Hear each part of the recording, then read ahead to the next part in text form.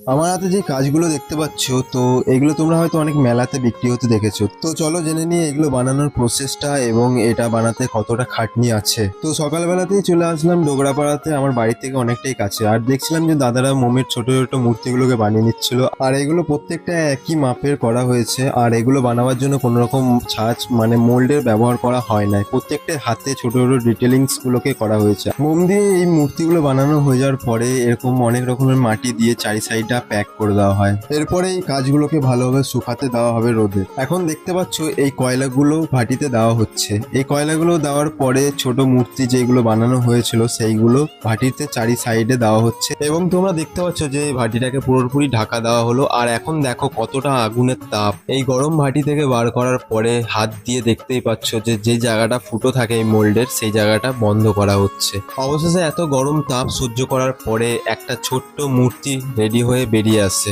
আমার মনে হয় যে আমি যে সিমেন্টের স্ট্যাচু এবং পেন্টিং এসব করি তার থেকে বেশি শরীরকে কষ্ট দেয় এই কাজটাতে। বলে না, ভালোবাসলে কোনোদিন শরীরের চিন্তা করতে নেই, সেমনি আমরাও এই কাজটাকে খুবই ভালোবাসি। তার জন্য আমরা শরীরের চিন্তা না করে এত সুন্দর সুন্দর কাজ তোমাদের কাছে তুলে ধরার চেষ্টা করি। যদিও এই কাজগুলি আমি করিনি, তবুও আমি তোমাদের সামনে এই কাজগুলিকে তুলে ধরলাম। কারণ অনেকে মেলাতে দেখো বা দোকানেও দেখো যে এই ছোট ছোট মূর্তিগুলো বিক্রি হচ্ছে। তো এই বিক্রি হওয়ার মূর্তিগুলোর পিছনে কতটা খাটনি লাগে, তো সেই জন্যই আমি তোমাদের সামনে এই কাজগুলোকে তুলে ধরার চেষ্টা করেছি। ভিডিওটা তোমাদের কেমন লাগলো সবাই অবশ্যই জানিও, আর বন্ধুদের সাথে শেয়ার করে দিও। এখনকার মতো টাটা, ভালো থেকো সবাই।